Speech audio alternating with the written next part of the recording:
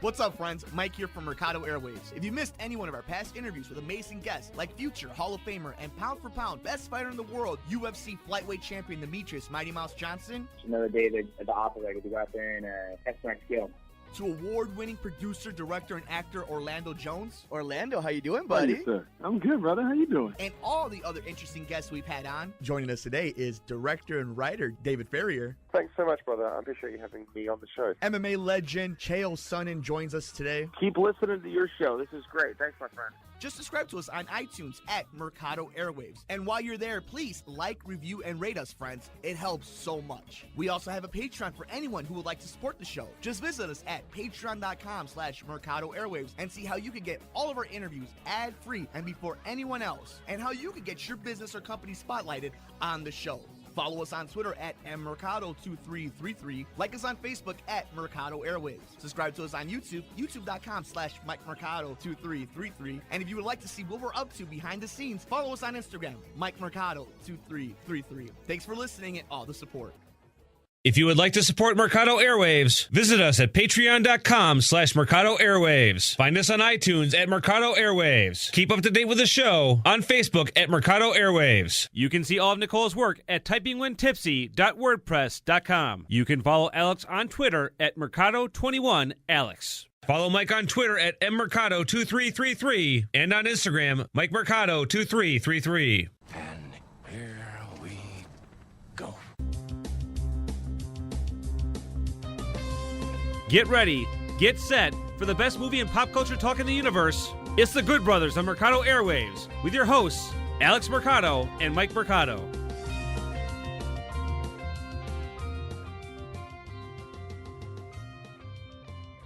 All right, the Good Brothers are back, and we're here to talk about Aquaman. And I guess a little Christmas since it is the holiday time. Mike, ho, ho, ho, say hi to the folks. Ho, ho, ho. Hello, folks. How you been? How was your Christmas? My Christmas was wonderful. How was your Christmas? It was good. You got me a cool little infinity gauntlet that lights up. Yes. And you turned it on when I wasn't in my room, so I thought Thanos was there, so I got a little freaked out. I was hoping to disintegrate you, but it didn't quite work. It didn't work, but it freaked me out, so good bet. Yeah, but you know what we did get to do? We did get to go see Aquaman, Alex, and it was My man. My man. All right. All right. It was actually a pretty dope movie, and we'll get all into it in just a little bit, guys, because it was an awesome way to start our holiday. And we appreciate you making us a part of your holiday. Don't forget, you can follow us all over social media. He's on Twitter at Mercado21Alex. You can follow the show at Good Brothers Pod. You can follow the network at Mercado Airwaves. And you can follow me at mmercado2333. Even Nicole is on Twitter, so follow her at TypingWhenTipsy. We're all on Instagram. He's at Mercado2121.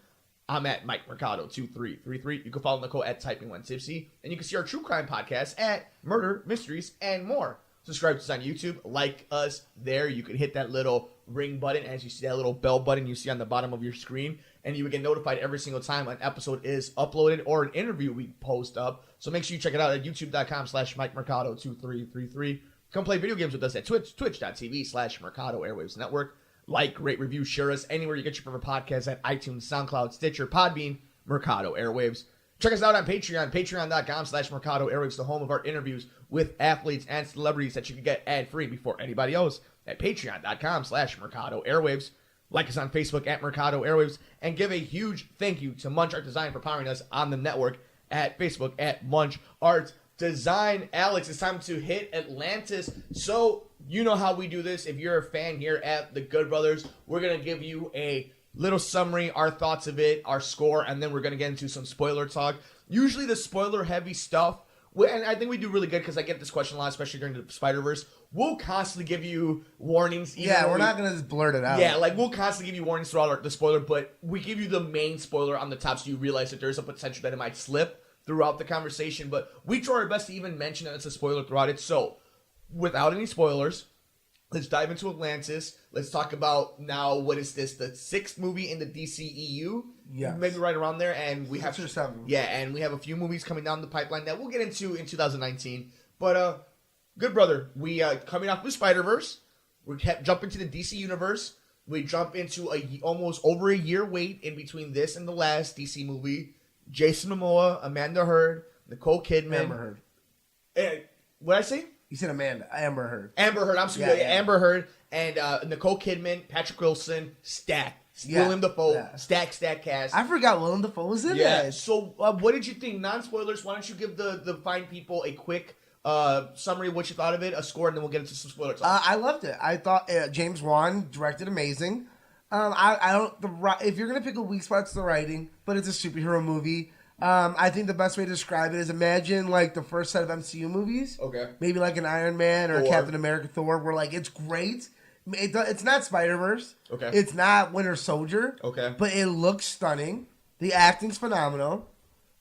It's fun. It's very fun, and like it had a lot to live up to, especially after Spider-Verse, which was probably our favorite superhero movie of the year, or really close. We'll like, talk it was about the that. argument. Yeah, we'll talk about that. Yeah. It had a lot to live up to, and like you know how DC is sometimes, where like you're kind of dreading a little bit going into it, but it starts off great.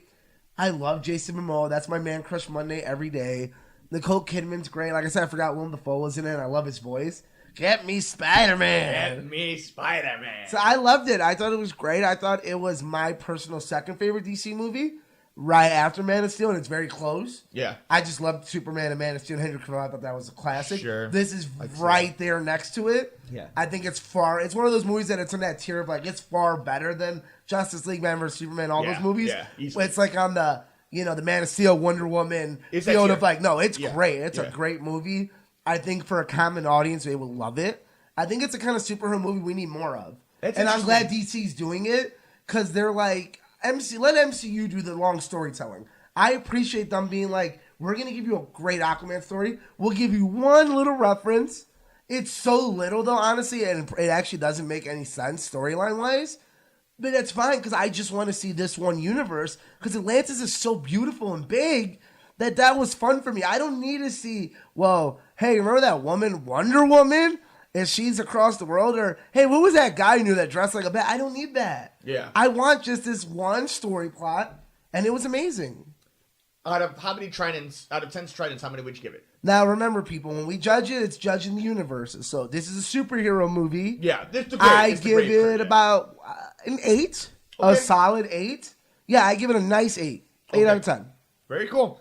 Yeah, I highly suggest it. It is the equivalent of a summer blockbuster in Christmas. Yep. It is a fun roller coaster. It promises what it offers. Whatever you see in the previews is what you get in the movie. It is not trying to pull a wool over your head. It is exactly what it is. Jason Momoa is the exact surfer bro you want as man. a man. And it was a great time at the movie theater. The way I say it is like this. It is a more fun Black Panther. It's not a better Black Panther. It's not a more important Black Panther. But the way Wakanda is very exuberant and is very colorful, the way the lore is very rich, the way that it's about the culture of them, even though like Aquaman, obviously it's about alien races, and you see some of the Haku and the Hawaiian, Samoan influences and Yeah. stuff, but it's not like Black Panther's about the Black community and the African roots and whatnot, but it's cool to explore those stories. It's not as tight of a film because Ryan Coogler, I think, is a little bit of a more better traditional director, James Wan. But James Wan did something that we only thought James Cameron and Entourage can do, which is make your imagination come to life of what an Aquaman movie could be. Yeah. And for anybody who says it's a silly movie, the title is Aquaman. So, while yes, we all like to take our superheroes seriously, we want it to be based in some reality. The fact that we got this movie is a testament of its own. I think exactly what we needed. Like you Yeah. said, we walked into it saying, I don't want them. Because I felt like they tried that at first, tried to be so serious. And I'm like, that's fine. And that's Dean. That's great. But I want a fun Aquaman. It's Jason Momoa. How are you going to give me a not fun Jason Momoa? And you gave me a very fun Jason Momoa. He is electric. He is a star. And I don't necessarily mean he's going to be one of those Christian Bale stars, he'll win an Oscar one day. He's a star and a Chris Pratt star for me. Yeah. You see me I want to watch everything he's in because he's so charming and he's so, he does have a sense, I like this movie a little better than Justice League because in Justice League we got very one note Jason Momoa, I think. Yeah. And this one we got a little more emotion with his mother, with his dad, with his where do I belong essence. And I thought he did a great job with the emotion. I was I really like him going there. But what I would appreciate about Jason Momoa and what they did with this character is they don't BS you. This is what I mean about it. Jason Momoa is a huge dude made out of stone. He's a pretty boy, but he's also rugged looking. They play on that. Like, he's not emotionally unavailable. He's not self-doubt. His self-doubt is, can I be king of an entire nation? It's not, am I self-confident in myself? It's not one of those things. Like, he knows he's a badass. He knows that he could walk into a situation and pretty much figure it out. And they play on that. From the submarine to when he's fighting random bad guys, jumping off a plane, fighting Patrick Wilson for the first time. Like, you know, he's not afraid of Ocean Master. You don't question his strength, Anything. but I like the emotional aspect of, like, can I lead these people? That's Like, yeah. I like the normal stuff. Like, even the biggest man might feel out of place and be like, do I belong here? For certain situations, though, because Yeah. in a situation where you, like, Peter Parker is constantly doubting himself and doubting his powers and whether Yeah. he's strong enough. There's not one point where I'm like, Aquaman can't do this. It's as long as he thinks he can do it, he's gonna do it. Yeah. He's a god, and I think they play onto that very well. James Wan plays into that very well. If I have to give it out of 10 tridents, I'm gonna give it an 8. I think it's, for me, it ranks up there. I think it's I was sleeping on it, and it's dumb, but I needed a reason to drop it from Man of Steel. And it's because Pitbull's version of Toto's Africa, after I heard that version of the song, it's so bad. Aquaman drops a number 2. And there are some parts where I get why people didn't like it, I guess. All right, so But that's well, go ahead. Well, let's Give go the into warning. spoilers. Yeah. We'll go into things that we don't like. Really fast, I think generically we both agree it's a little long. It's very choppy. Some stuff doesn't make sense. But to be more specific, we're going to go to spoiler talk right now. So we're going deep into Atlantis in 5, 4, 3, 2, 1. We're in spoiler talk of Aquaman. What didn't you necessarily like about it as we got into the movie? Well, when we talk about spoilers, there's really no plot spoilers because it's a very basic origin story. What the problem is, it's not an origin story. No. Because we've seen Aquaman at least 1.5 times. He exists. 1.25 times. He exists. This movie exists post Justice League. And like basically all they really connect is saying, hey, you fought Steppenwolf. And they've already started complaining. They're like, well, that doesn't make sense timeline-wise, and the world should be a little different by now. And I'm like, I don't care. I'm not looking into it while I'm watching this movie. It was a little long, just a little bit. Yeah. I thought they could use Black Manta a little better. I did like but Black Manta. I like how they're setting him up for Yeah. part 2, basically. Yeah. Like you said, there are parts that are so cheesy that I think I could see some maybe more experienced movie reviewers being like, I don't like that. I think you and me are in a great middle ground of we're like the average guys who do work in the industry, where we love that stuff, like the songs and the random picture, the random drinking contest with his dad. Yeah. I like that stuff. Like, I'm like sitting there and I'm like, I feel like I'm the only one in the movie being like, like, that was funny. Like, come on, guys. Like, really, no one? Looking around, I'm like, oh, okay. He did get chuckles in the movie, though. I will. Oh no, I said the comment. I can tell why like it's one of those movies where it's almost like, what was the movie this year that was like Venom, where it's like the critics could say what they want, but this is the movie people were asking for. Fans are having fun. And like it's very rare for a movie to go up Rotten Tomato wise when it started off so low. Like it started in the 60s. Yeah. And the fan reviews were so good that I think the critics started having more fun with it. It went up to a solid 70 something. And that's actually a very, like a 70% for a DC superhero movie is very solid. Well, what I think is the genre is growing. I think the genre is getting to a point now where, just like any film, there's Oscar-winning detective movies, then there's popcorn detective movies, then there's B-level detective movies. Yeah. It comes in, and it's in that wave. Right now, we're finally, I mean, think about it. Movies have been around for 100 years. But this genre has been around, what, since 1970s from Superman? But this genre of cinematic universes and tie-ins and major motion pictures since 2008. It's only been 10 years. Really. So, like, there's just this idea that how it's growing now. I think this is the first time DC felt different. And naturally. Like, it didn't feel different because we want to make Superman gloomy and we want to make Batman only at night. It felt like, no, this is DC's flavor. This has a different flavor to it. There's not a movie. No movie feels like this completely in Marvel. Some Guardians of the Galaxy feels this way. Maybe like a Thor Ragnarok a little bit. But you can see that it took its own maturation and it ran its own way. I think what I really enjoyed about this, what I didn't enjoy about this movie, first off, was I think it got too cute for its own bridges. Sometimes I don't think James Wan's coming out for a part 2. So I think what happened I think what happened is he threw everything he wanted to on the wall, left enough for the studio to make a part 2. But I think he's going to take a step back, become the producer, and kind of just usher in that way. But I think he threw a lot onto this movie. I think Ocean Master, Patrick Wilson, would have been fine by himself. I think Black Manta would have been good by himself. I think there was a lot you could have done in this movie that was just kind of all put in at one time. Like it's a fetch journey mixed with a family quarrel mixed with a arch rival, and it's just fun. It's fun. Like I'm looking back at some of these scenes, and I'm like, man, that was a fun. Like I think the ending.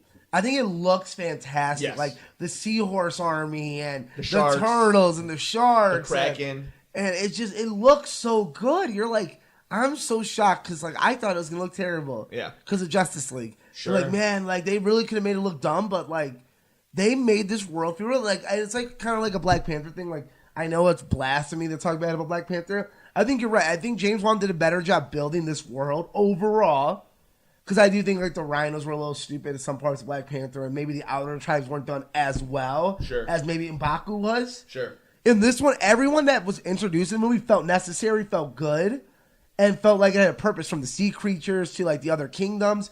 And yeah, Ryan Coogler may have wrote a better movie, but James Wan created such a fantastic world that I'm like, I need to see another Aquaman because I want to spend more time down there. And speaking of Black Panther and Winston Duke, we will be talking about Us at the end of this show because that trailer did drop, the new Jordan Peele No idea movie. what it's about, but I can't wait. It looks amazing. We'll talk about that in just a little bit. But you know what, good brother? I mean, we could talk about this movie all day. Why don't we wrap it up this way? All right. Why don't we wrap it up this way? What is one thought that you would, spoiler or not spoiler, what is one thought that you want to convey about Aquaman, and kind of what's your lasting, image on it? And we'll talk about it as we go on because Shazam is around the corner, so we'll have time to dissect the universe. But now that we're out of the theater, the holiday season's done. Concentration now is on the MCU. What are you feeling now about the DCEU and Aquaman and everything? It's in a good spot. Like it's in a very good spot. And I think they're finally, like you and me have talked about, they're finally getting to the point. I think they're like, we're done with the universe game for now. We'll do another Justice League in maybe 6 years. Because again, we should get word any minute about the new Batman. Jason Momoa has gone on to say, he's like, no, Henry Cavill, when he's done with The Witcher, he's making another Superman. They had to push it because Superman is a little bit harder to make, I think. But I think now that they made an Aquaman, I think they're a little more maybe like, okay, we could do something. I think Shazam needs to hit because then I think you hit a nice little stride. Wonder Woman just finished production. I think they're in a good spot. They're finally in they're like the Bears in the middle of the season. You're like, they could be playoff contenders, and look at them now. Like now they're even favorites at some points. I think that's where we're at right now, where it's like, man, if you keep this going, Baker Mayfield and Cleveland, like you can be something really good. There's still some little misses you have in there, but overall, I really like where you're going with all this and Joker and all that. And I think what can't be undersold is there's only been good superhero movies this year, and Ant-Man and the Wasp. If you're calling that the worst superhero movie of the year, okay, yeah, you're good. I guess it was a great year. Of They're all movies. good, yes. Yeah, the minimum. So it rises all ships. This idea of people want to go to the theater. You didn't have a year where Fantastic Four was leading into this movie and it hurt because the last superhero movie was bad. People love. There wasn't an Apocalypse. There wasn't Amazing Spider-Man 2. Think about it. We started off the year with Black Panther. Great. Avengers: Infinity War. Amazing. Ant-Man and the Wasp. It was good. We had Paul Rudd's adorable. Venom. I liked it a lot. Into the Spider-Verse. My favorite superhero movie of the year. Aquaman. Second favorite superhero movie. 6 movies, all knocked out of the park. All made. All are going to three different studios. Oh, but it's so funny though that even in this whole mix, you forgot Deadpool 2, and I think Deadpool 2. That's the miss for me because I'll be out. We can just go in it real quick. I didn't like Deadpool 2. The more I think about it, because I just saw Deadpool 1 again, and Deadpool 1 is so good and charming. Yeah. That when I rethink about Deadpool 2, I'm just so there's a lot of stuff I like about Deadpool 2, yeah, but maybe 10%. There's a lot I didn't like about it. It's so forgettable that we forget to mention it sometimes. I will say it's the only one I've only seen once, although it did crush in the box office with its December release. Yeah, and that's great and all, and I'll catch it on the cable, the PG-13 version with Fred Savage, but I think it's funny that a lot of people tend to forget that came out. You either hated it or you forgot about it. I don't see a lot of people loving that movie. No, but I think people like it.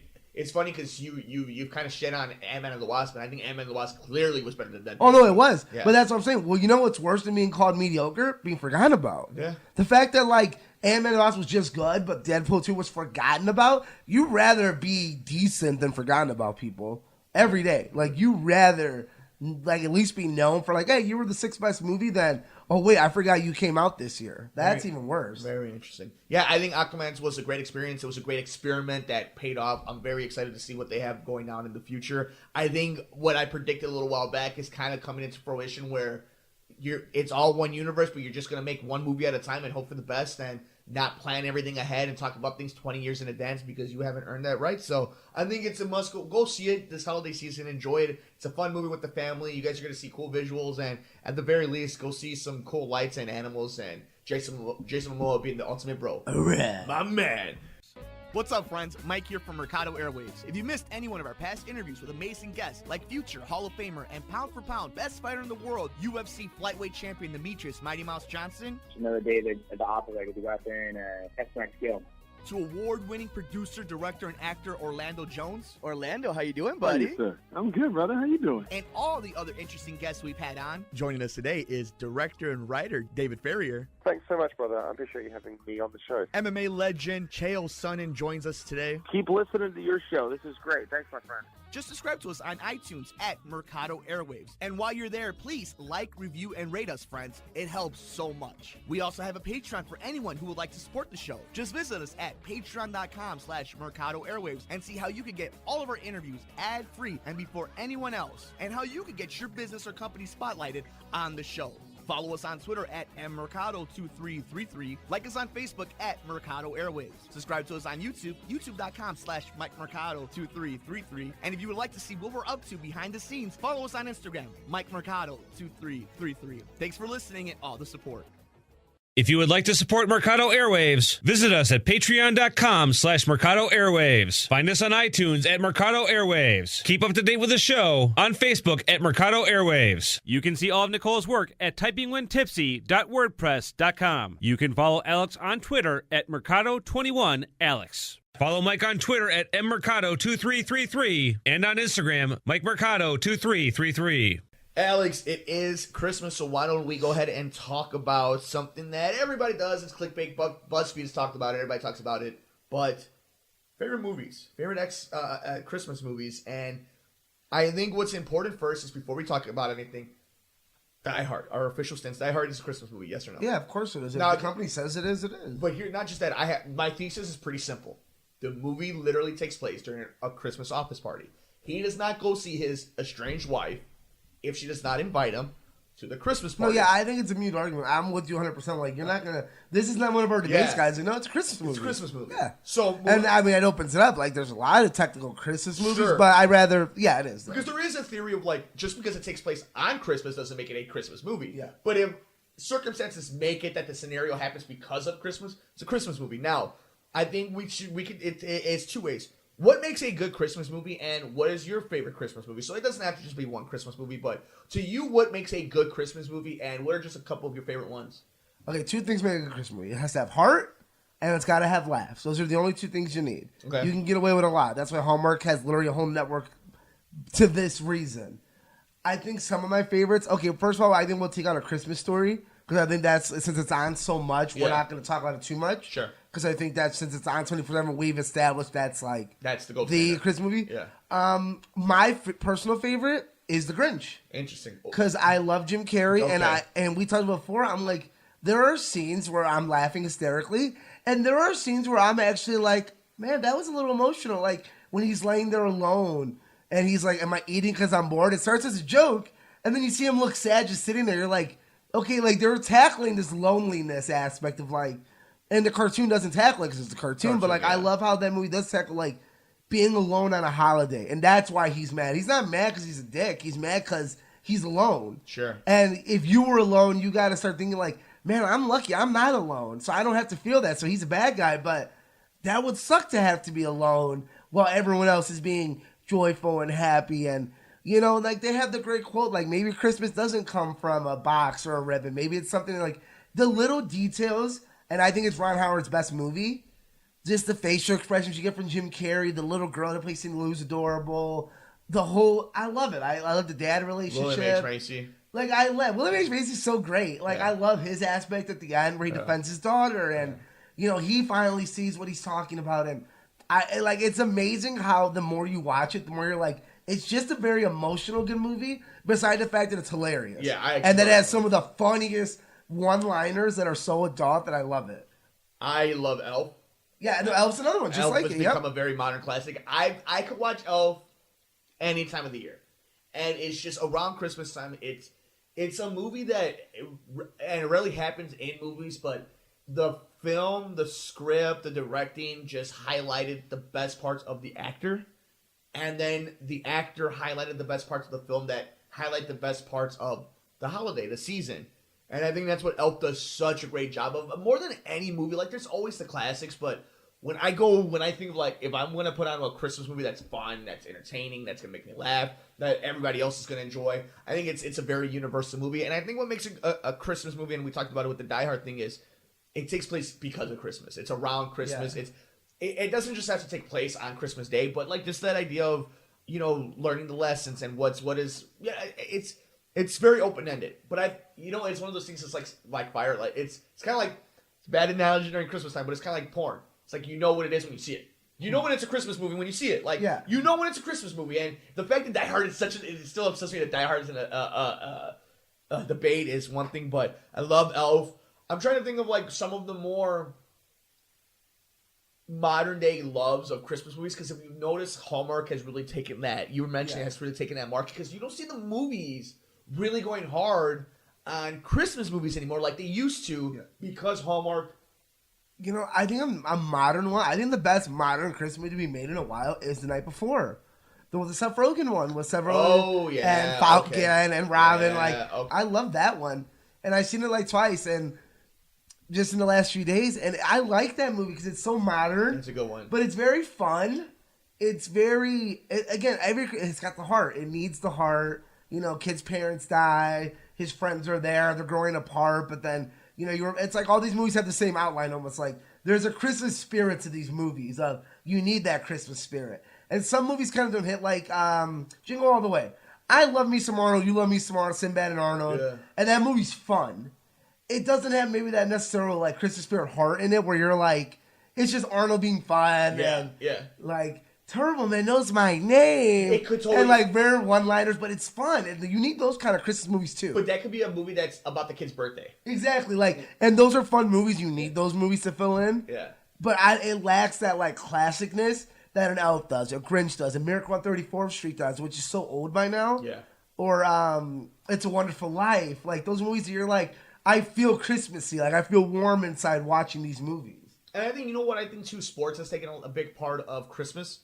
I think sports is taking a big part of holidays. I think there's something about going to a live stadium during a holiday. I think there's something about watching it, like this grandeur. You'll remember where you were when the Bears played the Packers on Christmas Day. Yeah. There's stuff like that. So I think there's just a lot of things that also have taken part from away from that movie theater experience and more on that television side of it.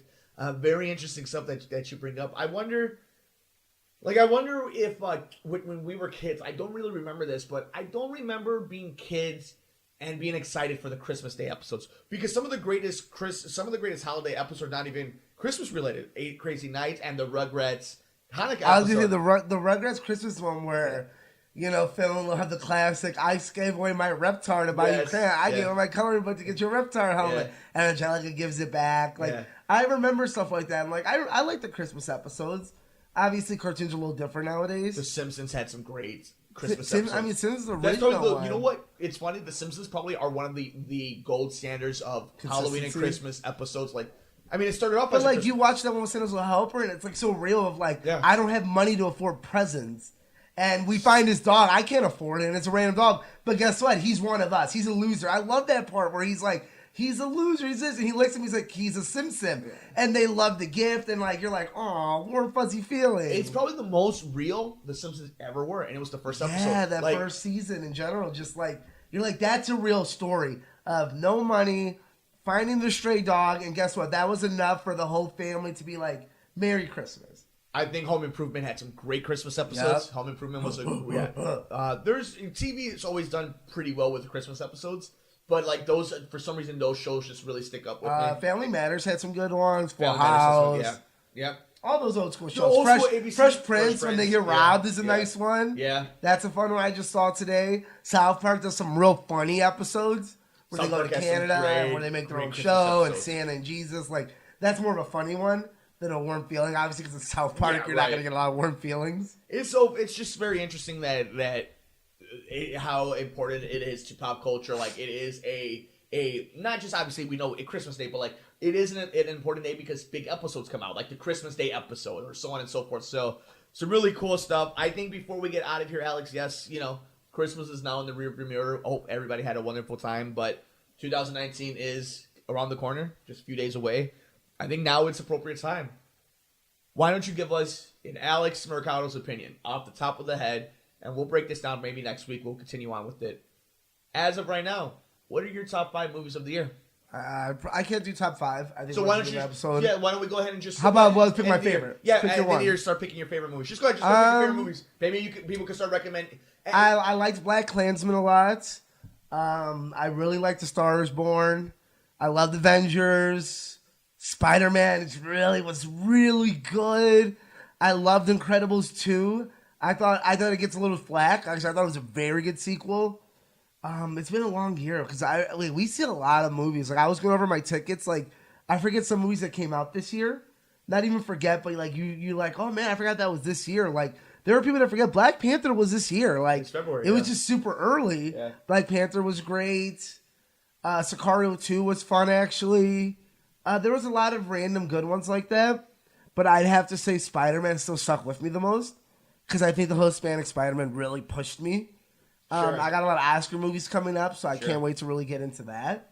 I really enjoyed it. I think this year was really fun. We got, obviously, A Quiet Place. That was a lot of fun earlier on this year. Yeah. We had Black Panther. I love that movie. I loved Avengers Infinity War. I'm debating if I want to say it this way, but I'm just going to go out and say it. The 2 biggest disappointing movies for me in 2018 were Jurassic World 2 and Creed 2. Like, as the year's been going on, I think as we get further, like, I enjoyed Creed 2, but so much hype and anticipation I had for it. I mean, you know how I feel. I think Yeah. Creed 2 is a big miss, honestly. Sure. But, I'm the minority in that. I think if I had to pick a most disappointing movie I saw in the theater, it is Creed 2. Sure. Because I expected more, and I just was so let down by it. I love Black Klansman. Very, pretty certain about A Star Is Born is going to be I the liked focus. Solo. I really enjoyed Solo. I know a lot of people didn't, but An I interesting did. year where a Star Wars film got completely buried Just compared snubbed, to yeah. compared to other ones, and it was a continuation of, we had the Oscars this past year where we saw Shape of Water win Best Oscar. Obviously, that was the Yeah. 2017 season, but we saw a lot of growth. We saw a lot of different kind of avenues being taken, and then we've seen a different toll of what 2019 is going to bring. So, and you're, looking forward into that. I mean, those are just a couple movies that really stuck out to you. And we'll break down our 2018 breakdown, but moving forward to 2019, outside of Endgame, what are you kind of looking forward to? Us, the new trailer Yes. came out. It came out, people. I'll be honest, we have no idea what it's about, but it looks fantastic. Peter Nwango, It's Wilson very Duke. Jordan Peele. Like, you can totally tell where as a director, he's kind of falling into, like, what are his traits. And when you're in our industry, you start learning directors' traits of, like, you can always tell if it's a Spielberg movie, a Tarantino movie. And now I think Jordan Peele's really getting comfortable, and I'm like, that's a Jordan Peele thing, and I love it. So that looks fantastic. I'll do, like, the earlier months. Captain Marvel is going to be great. Shazam should be fun. I can't wait for Glass. Yes. I think it's amazing. I keep forgetting how, like, close Glass really is coming. Probably And I in 2 think weeks. and I love that January slot because that's when they did Split, and I think that's a great spot Yeah. for them. Yeah. Because it used to be the dumping ground, but you and me have broke that theory. They're like, there is no more dumping ground. no such thing. There's too many movies, too many studios. Like, there is no more dumping ground. That movie Escape Room looks really good. Yes. With Karen from Daredevil and Yeah. a couple other famous actors. Like, so there's a lot. Like, that's just the first 3 months that we'll get into because obviously Endgame is the one. But I think those are the movies that I'm actually really looking forward to. Yeah, and then obviously just going on through the year, we have the big ones: Aladdin, Lion King, Toy Story 4. Obviously, you have everything that's going on in the MCU with Avengers and all that. But I'm very interested to see what happens with Dumbo. I want to see if that hits with the That audience. kind or of not. starts the blockbuster time in March, I believe. Hellboy is going to be Should something be that I'm fun. very interested to see. Very interested to see what happens with Split, the Lego movie. Obviously, the Tarantino movie about the murders. Once Upon a Time in Hollywood. I want to see the Joker movie. I think that's the one that I low-key am the most. The Irishman comes out on Netflix. And then you have John Wick 3, The New Men in Black. There's a bunch of movies that we're going to be breaking down. And what is the one? It's another big year. Like, we did an What is hour it? episode last year. We're doing another hour episode of, like, we're literally going to break down every movie come out every weekend. It's funny to look back because, like, several, like that list that we did like an hour episode and we went down every movie. And out of all those movies, majority of them did come out, but it's funny how things change because, like, some movies got moved to Netflix, some movies got canceled, some movies released early, some movies didn't even, like, end up not existing at the end or pushed. Like, there are movies coming out recently that were pushed from this, like Alita. Yes. You know, Alita was supposed to be out in the summer. Yeah. And we talked about it back then, and it got pushed, and it actually looks very good. And people, I'm telling you, that's a confidence thing, that they're like, we don't want to make it compete because we think it can do good on its own. Yeah. And I appreciate them because you and me are actually very excited about that. Very excited about So I think that's like one of those scenarios where, like, I love doing the list because I can look back and be like, man, like, several of these movies got pushed and this movie was a flop and I thought it was like Welcome to Marwen was a huge flop. We thought that was going to be his Oscar. Crush, yeah. We thought, we're like, oh, he's going to win an Oscar for this. Yeah. It was a flop. Vice flop. Yeah, like, there were so many movies that you're like, it's fun to look at and be like, oh, that's going to be bad. Oh my God, it was fantastic. Like Venom. Yeah. We all deep down were like, Venom's not going to do well. And it did fantastic. Almost $1 billion movie.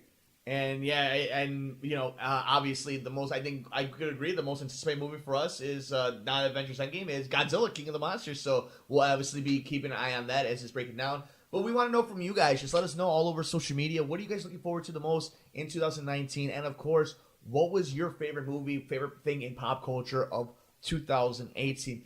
Alex, January is coming around. We also get to make picks about Royal Rumble. We get to talk about the road to WrestleMania. Playoffs for football. The NFL playoffs. We get to talk about the Oscars, which we did great in 2018. So I'm excited to see how we do in 2019. Just a lot of cool stuff. And, I mean, it's going to be a busy year for us. So just when you think things are going to slow down, we're in the end game now. And it's right there. That was good. That was good. That was a good one.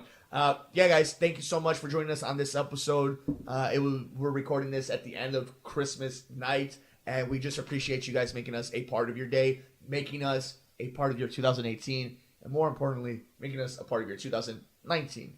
Good Brother, ending the year strong. Any final thoughts about the Good Brothers from 2018, pop culture, anything like that? Well, we're about to end with the feats of strength right now. Yes. Around the pole. So, we're going to end as Festivus. I got a bunch of problems with you people. And you're all going to hear about it. Yeah, it's going to be a fun time, guys. Thank you so much for joining us on this journey of 2018 with the Good Brothers. For the Good Brother himself, Alex Mercado. Yee. I'm the Good Brother, Mike Mercado. We'll see you on Mercado Airwaves. Merry Christmas, guys. Merry Chrysler. If you would like to support Mercado Airwaves, visit us at patreon.com/Mercado Airwaves. Find us on iTunes at Mercado Airwaves. Keep up to date with the show on Facebook at Mercado Airwaves. You can see all of Nicole's work at typingwhentipsy.wordpress.com. You can follow Alex on Twitter at Mercado21Alex. Follow Mike on Twitter at mmercado2333 and on Instagram, MikeMercado2333. Thanks for joining us here on The Good Brothers, here on Mercado Airwaves.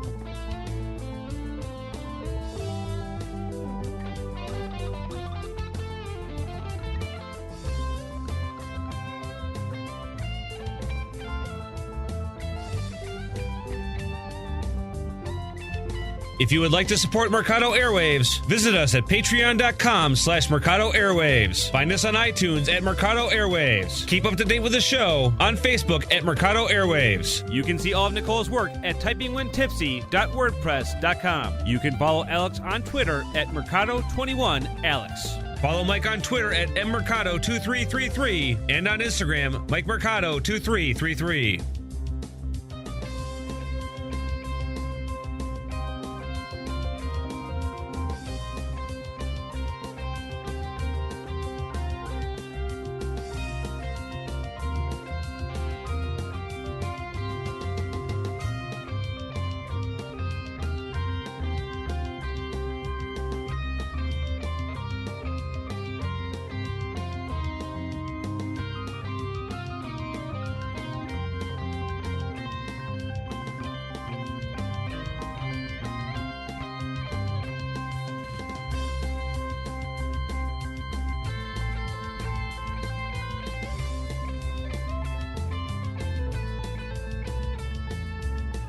If you would like to support Mercado Airwaves, visit us at patreon.com/Mercado Airwaves. Find us on iTunes at Mercado Airwaves. Keep up to date with the show on Facebook at Mercado Airwaves. You can see all of Nicole's work at typingwhentipsy.wordpress.com. You can follow Alex on Twitter at Mercado21Alex. Follow Mike on Twitter at mmercado2333 and on Instagram, Mike Mercado2333.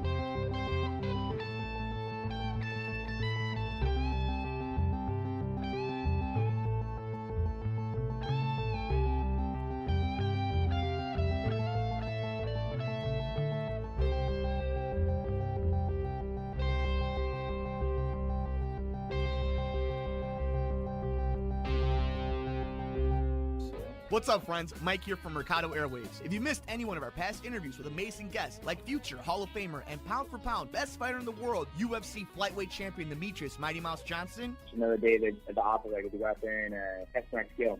to award-winning producer, director, and actor Orlando Jones, Orlando, how you doing, How buddy? you, sir? I'm good, brother. How you doing? and all the other interesting guests we've had on. Joining us today is director and writer David Farrier. Thanks so much, brother. I appreciate you having me on the show. MMA legend Chael Sonnen joins us today. Keep listening to your show. This is great. Thanks, my friend. Just subscribe to us on iTunes at Mercado Airwaves. And while you're there, please like, review, and rate us, friends. It helps so much. We also have a Patreon for anyone who would like to support the show. Just visit us at patreon.com/Mercado Airwaves and see how you can get all of our interviews ad-free and before anyone else, and how you can get your business or company spotlighted on the show. Follow us on Twitter at mmercado2333. Like us on Facebook at Mercado Airwaves. Subscribe to us on YouTube, youtube.com/MikeMercado2333. And if you would like to see what we're up to behind the scenes, follow us on Instagram, Mike Mercado2333. Thanks for listening and all the support.